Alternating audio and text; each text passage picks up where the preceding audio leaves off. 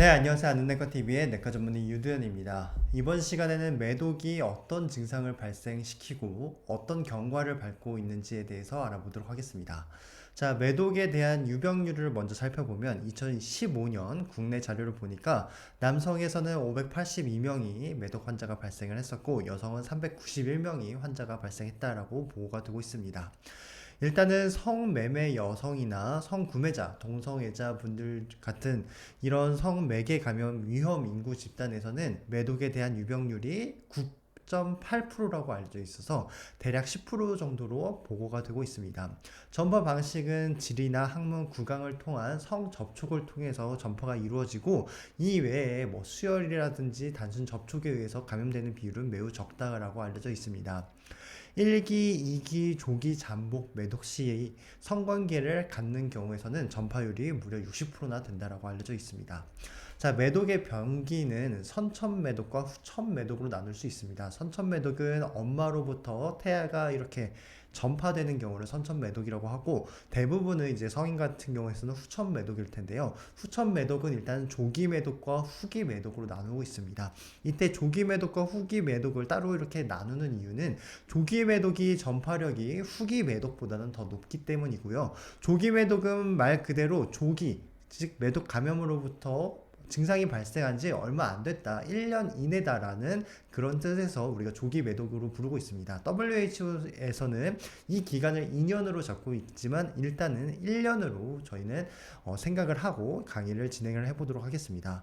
일단 조기 매독은 1기 매독과 2기 매독 그리고 조기 잠복 매독으로 나누고요. 증상 발생으로부터 그 기간이 1년 이상 될 때는 3기 매독과 후기 잠복 매독으로 후기 매독이 분류가 되고 있습니다.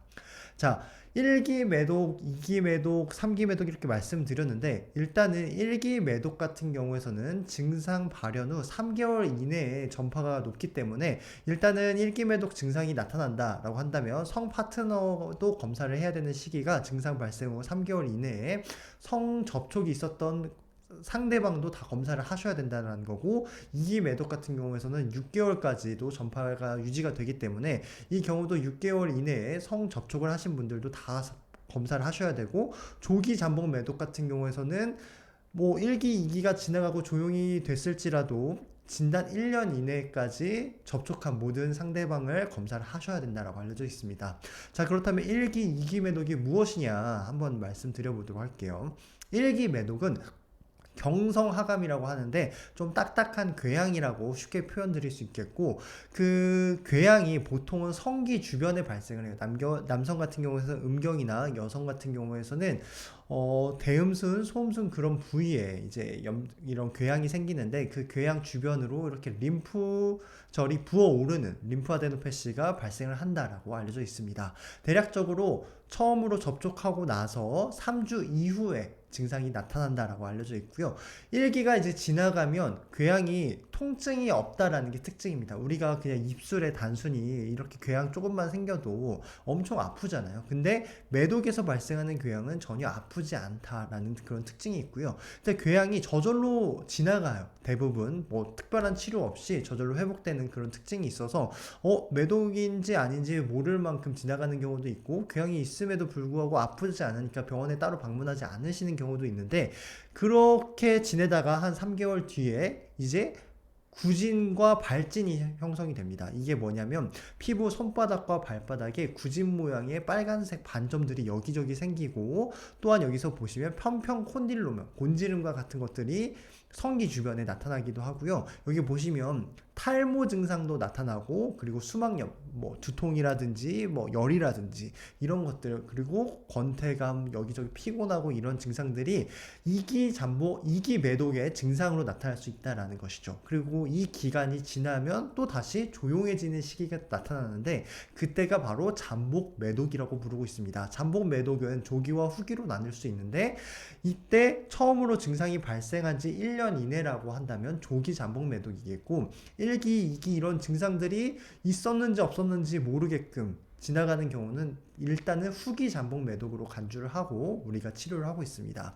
어찌됐든 간에 1년 이상이 경과를 했다라고 한다면 후기 잠복 매독으로 우리가 정하고 있는데, 이렇게 잠복 매독을 조기냐 후기냐 그리고 1기냐 2기냐 나누는 거에 있어서 중요한 점은 병의 경과가 달라지기도 하고 치료의 방향이 달라지기도 때문입니다.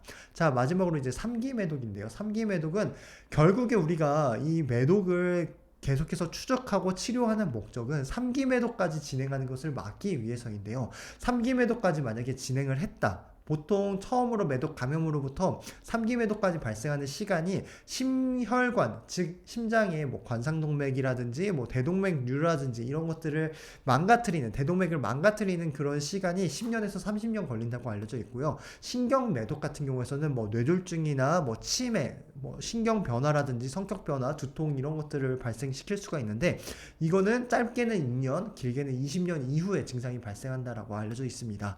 또한 고무종 같이 생겨가지고 여기저기서 고무종 모양의 병변들이 생기고 심하게는 연골도 다 파괴해서 코에 이런 연골도 다 망가뜨리는 그런 고무종 3기 매독까지 발생을 할 수 있다라고 알려져 있습니다.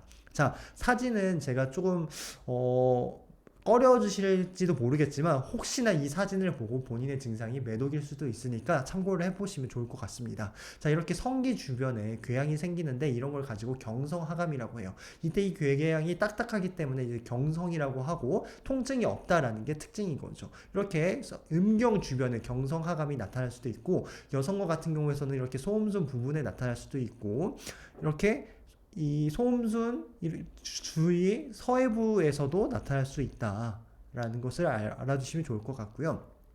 2기 매독 같은 경우에서는 손바닥, 발바닥에 구진성 발진이 다음과 같이 나타날 수 있고 이렇게 편편 콘딜롬이 항문 주변이나 이렇게 생식기 주변에 나타날 수도 있어서 이런 것들을 가지고 우리가 1기 매독, 2기 매독이라고 부르고 있습니다. 자, 이런 것들은 대부분 치료를 하지 않아도 저절로 호전이 돼요. 이렇게 보시면 이게 증상이 심해지는 시기가 있죠. 그렇다가 치료를 하지 않더라도 시간이 지나면 한 2, 3주 지나면 이 궤양이 저절로 사라져요. 그리고 나서 이 손바닥, 발바닥 여기저기서 뭐 발진이 나타나는 그런 것도 대개는 뭐 수개월 지속되다가 치료를 하지 않아도 저절로 사라진다라는 것이죠. 그러다가 매독이 내 몸에 숨어 있다가 다시 또 재발하는 경우도 있고요. 아니면 수년 동안 그냥 조용히 지내다가 갑자기 20년, 30년이 지났을 때 여기저기 고무종을 형성한다거나 심장 혈관을 망가뜨린다거나 뇌 신경계를 망가뜨려서 3기 매독 증상이 발생하는데 이때가 가면 이미 늦었다라는 것이죠. 그래서 이때는 입원을 해서 여기저기 이제 장기간 치료를 해야 되는 것이기 때문에 가급적 1기, 2기 매독에 빨리 병원에 내원하셔서 치료를 하는 게 중요하고 만약에 우연히 검사를 받았다고 해서 잠복 매독, 난 증상이 전혀 없는 잠복 매독인데 치료를 해야 하나요? 라고 여쭤보시는 분들도 계시는데 3기 매독으로 진행할 가능성이 있기 때문에 이 분들도 마찬가지로 치료를 하셔야 됩니다. 자, 그래서 정리를 해보겠습니다. 매독 환자 수는 최근 들어서 점점 증가하고 있습니다. 특히 이제 동성애에 관련된 그런 분들께서 더 많이 늘어난다고 했고 남성 분들에게서 그 발생률이 더 늘어난다라고 알려져 있습니다.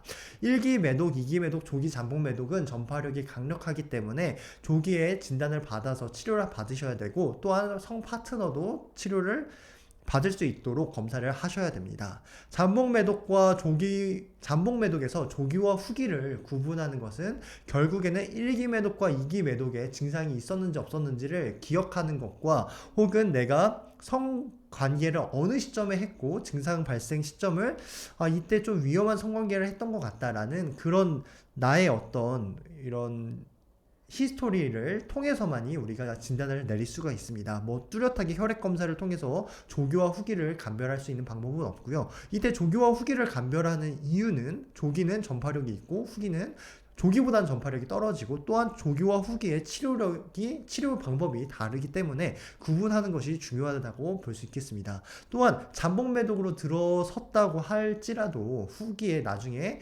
3기 매독으로 진행하면 심장 혈관이나 여러 가지 뭐 신경계 부작용이나 고무종 같은 것들이 발생해서 내 몸에 여러 가지 합병증을 남기기 때문에 조기에 발견해서 치료하는 것이 중요하다고 볼 수 있겠고요.